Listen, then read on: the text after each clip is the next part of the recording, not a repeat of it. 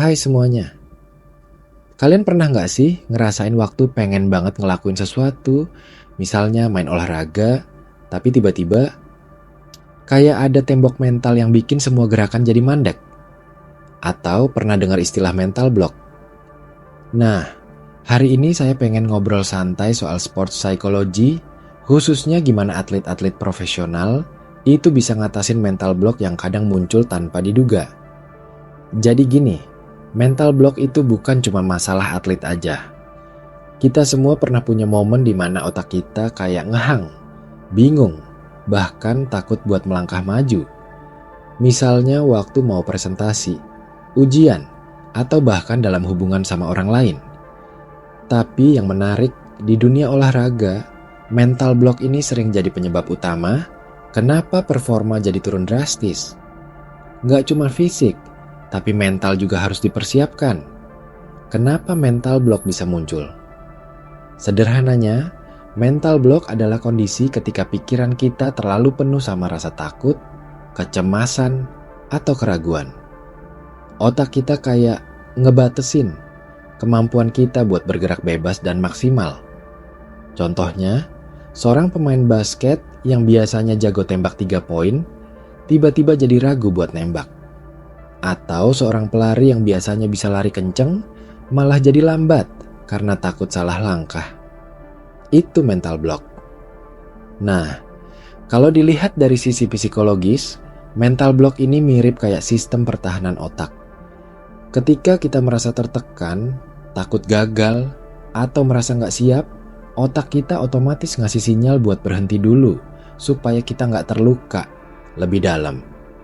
Tapi masalahnya, kalau kita terlalu sering ngehang kayak gitu, ya performa kita jadi terganggu. Jadi gimana cara atlet mengatasinya?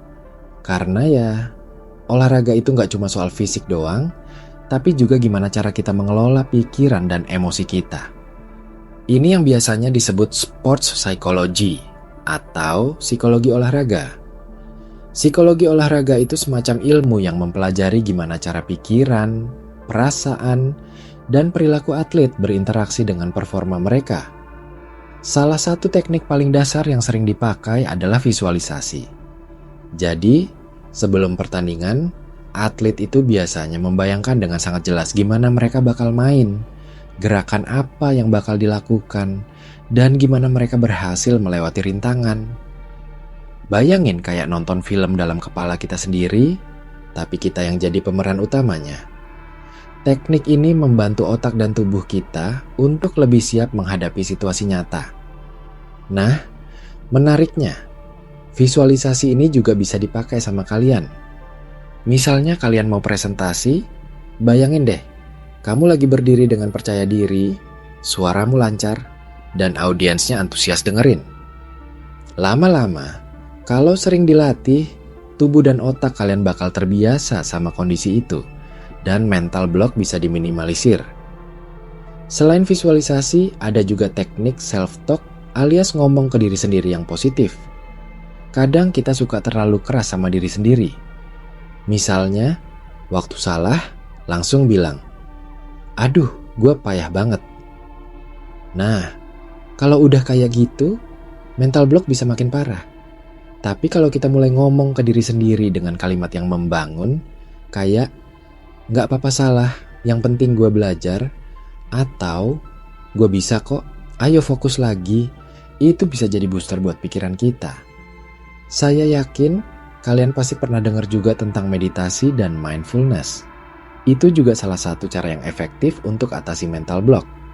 Dengan meditasi, kita belajar untuk mengendalikan pikiran yang berputar-putar, menenangkan hati, dan membuat fokus kita jadi lebih tajam. Kalau pikiran kita tenang, mental block bisa lebih mudah dilawan. Tapi bukan cuma itu. Ada satu hal penting yang sering lupa kita pikirin. Kenapa mental block itu muncul? Biasanya, mental block itu datang karena kita punya tekanan yang berlebihan. Tekanan buat harus menang, harus sempurna, atau takut gagal di depan orang lain. Nah, kalau kita terus-terusan mikirin hal-hal itu, otomatis pikiran kita jadi penuh, dan mental block jadi muncul.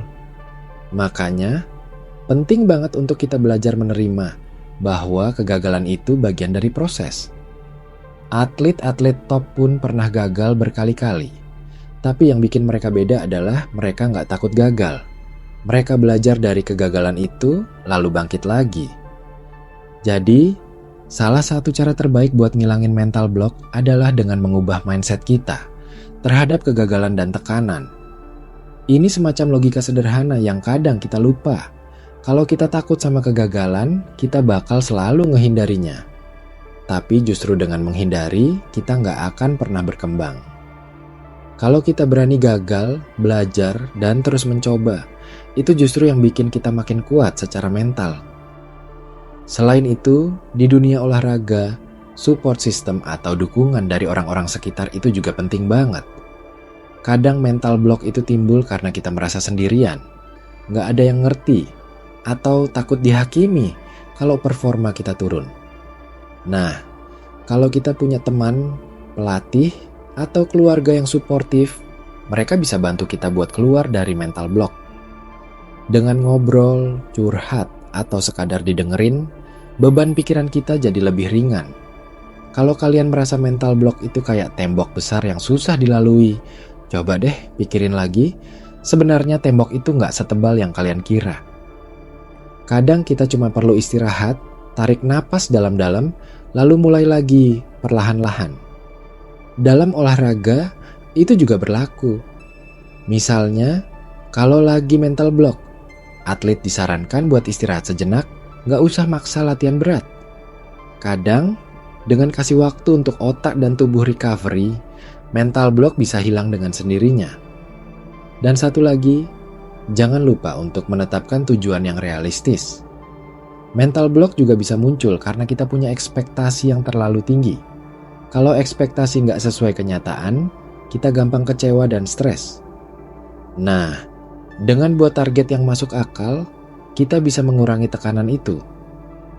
Ini sebenarnya bukan cuma buat atlet, tapi buat kita semua. Bayangin aja, kalau kalian mau belajar bahasa asing, terus kalian ngebebanin diri harus bisa lancar dalam sebulan. Mental block bisa langsung datang. Tapi kalau kalian buat target belajar bertahap, misalnya hari ini belajar 5 kata baru, besok 5 lagi, pasti terasa lebih ringan dan semangat terus. Jadi, intinya, sport psychology itu mengajarkan kita gimana cara mengelola pikiran dan emosi supaya performa kita tetap optimal walaupun dalam situasi yang sulit. Mental block memang wajar terjadi, tapi kita bisa belajar menghadapinya dengan beberapa cara: visualisasi, self-talk positif, meditasi, mengubah mindset tentang kegagalan, support system yang kuat, istirahat yang cukup, dan tujuan yang realistis. Sekarang, saya mau kalian pikirin deh. Pernah nggak kalian ngalamin mental block dalam hidup? Nggak cuma di olahraga, tapi mungkin juga di sekolah, kerjaan, atau hubungan sama orang lain. Coba deh pikir, kenapa bisa muncul mental block itu? Apa yang bikin kalian takut buat maju? Kalau kalian bisa jawab pertanyaan itu udah langkah besar buat mulai mengatasi mental block kalian. Kadang kita terlalu fokus sama hasil, sampai lupa untuk menikmati proses dan menerima ketidaksempurnaan. Padahal, proses itulah yang bikin kita belajar dan tumbuh. Yang penting juga, jangan pernah malu atau takut buat minta bantuan. Mental block itu nggak berarti kita lemah, justru dengan nyari cara buat menghadapinya, kita menunjukkan kekuatan kita. Jadi, kalau kalian merasa stuck, coba deh sharing sama orang yang kalian percaya. Bisa teman, keluarga, atau profesional. Terkadang, pandangan dari luar bisa kasih kita insight yang berbeda. Dan ingat, otak kita itu sama seperti otot. Semakin sering kita latih dengan teknik psikologi yang tepat, mental kita juga akan semakin kuat dan fleksibel. Jadi jangan takut buat belajar teknik-teknik ini, karena itu bukan cuma buat atlet, tapi buat siapa saja yang pengen berkembang. Oh iya, satu hal terakhir yang pengen saya bilang, jangan lupa buat kasih waktu untuk diri sendiri. Kadang kita terlalu keras sama diri kita sendiri. Istirahat itu penting, bukan tanda kita lemah. Bahkan atlet profesional pun punya waktu recovery supaya mental dan fisiknya bisa maksimal. Jadi, buat kalian yang lagi berjuang menghadapi mental block, ingat bahwa kalian gak sendirian. Banyak orang juga ngalamin hal yang sama. Tapi dengan kesadaran, teknik yang tepat, dan support yang cukup, kalian bisa keluar dari mental block itu dan tampil lebih baik dari sebelumnya. Saya yakin kalian punya potensi besar yang kadang tertahan karena mental block itu. Jadi yuk, kita mulai latih pikiran kita sama seperti kita latih tubuh kita. Jangan takut gagal, jangan takut salah, karena disitulah proses sebenarnya terjadi. Terakhir, ingat kata-kata ini. Mental block bukan akhir dari perjalanan, tapi awal dari pembelajaran. Jadi, saat kalian merasa stuck, itu tandanya kalian sedang berada di titik untuk berkembang.